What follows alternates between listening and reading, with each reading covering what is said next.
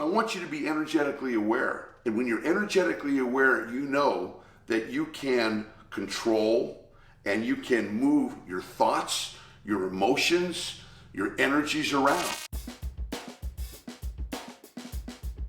How do you deal with obsessive thinking? You've got something on your mind that's causing you anxiety or stress. For example, maybe the boss says to you, I want you to see you in my office Monday morning at 9 o'clock, be there, and it's Friday. And you're thinking, well, what could he want? Is he gonna fire me? Am I in trouble? And it's the weekend, and you have 48 hours until you have to deal with it. So how do you deal with that obsessive thought? Oh my gosh, what does he want? Do you know the answer? Do you know what your boss wants? No, you have no idea what he wants. And yet, you keep asking yourself that question round and round and round. What does he want? I don't know what he wants. Did I mess up? I don't know, is he gonna fire me? And if you don't learn how to control your obsessive thought, it's gonna wreck your weekend and you're gonna be miserable for 2 days or more. So let me tell you how to deal with obsessive thoughts. First off, you have to ask yourself the question, this thing that I'm concerned, that I'm worried about, that I don't know what's gonna happen in the future, is there anything I can do about it right now?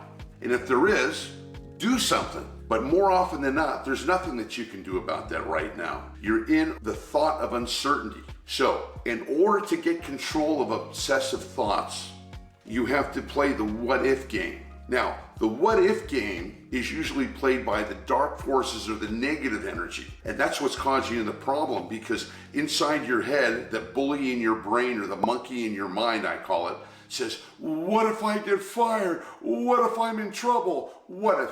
And what are you doing? You're projecting out into the future an outcome that you don't want, an outcome that causes you stress, anxiety, negative energy. Well, if you can play the what if game for negativity, why can't we play it for positivity?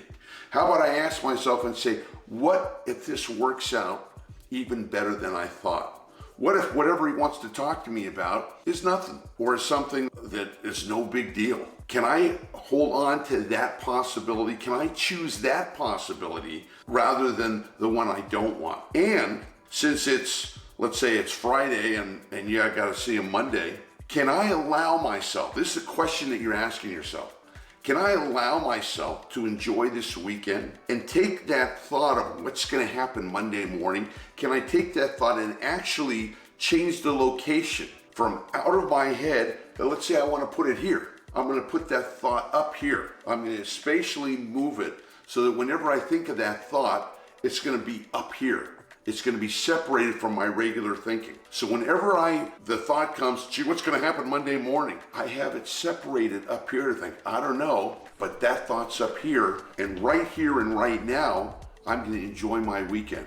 I'm gonna enjoy what I'm doing, and I'll deal with that thought, that situation when it comes up. So you're taking the thought and you're putting it in a different place than out of your head. See, we were never taught that we could do that. We thought that our thinking is, well, I got this negative thought or this obsessive thought, and it's going round and round and round my head, and it's victimizing. No. I want you to be energetically aware. And when you're energetically aware, you know that you can control and you can move your thoughts, your emotions, your energies around, and that you can control it. So you don't have to be a victim of a negative thought. You don't have to be a victim of a negative emotion or a negative memory. That when you're energetically aware, you can do something with that energy.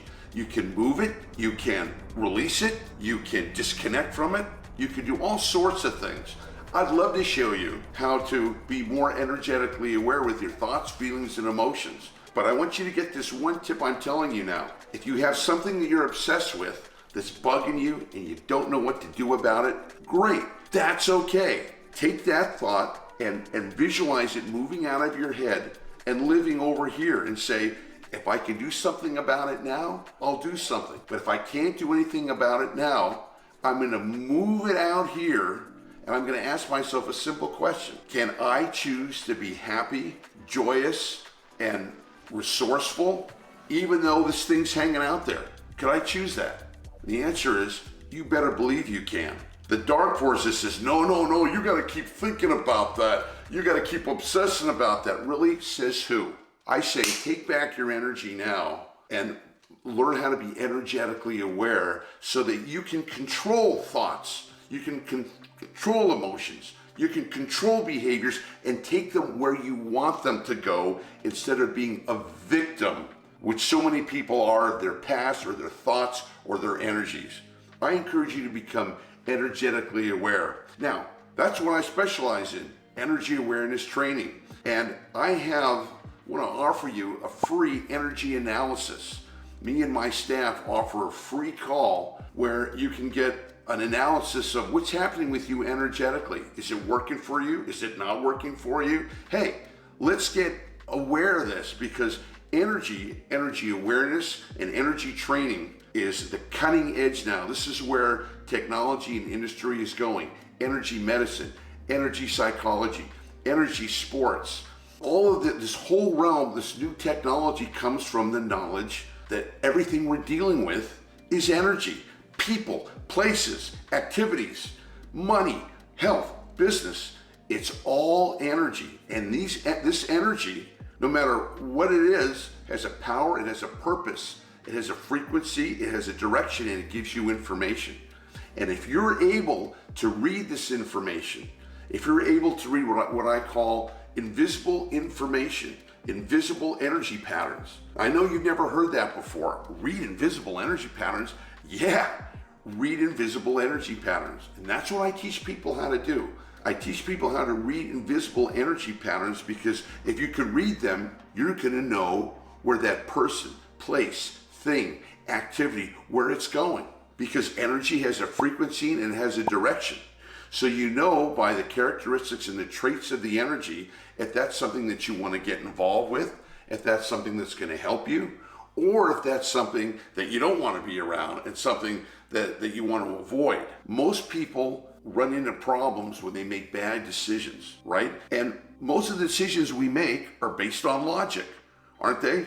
You know, when we make a decision about a relationship or about a meal or about an activity in life, and we make it because it makes sense, because it's logical, right? And yet how many times have we made a decision that was logical and made perfect sense and it was the wrong one?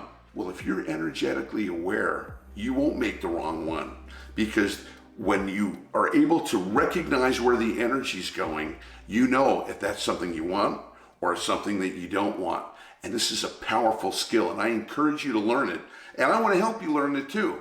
In fact, I'm offering a free energy analysis on my website, glennackerman.com, where you can book a call with me or my staff, and we'll do a free energy analysis and tell you, what your energy is and how that's working for you. And you can ask any questions that you have about what you'd like to improve on or what your biggest challenge is. So I want to encourage you to go to Glenn Ackerman, that's 2 N's on Glenn, glennackerman.com, book a call with me or my staff, and we'd love to tell you more and reveal more about energy awareness. I'll see you next time.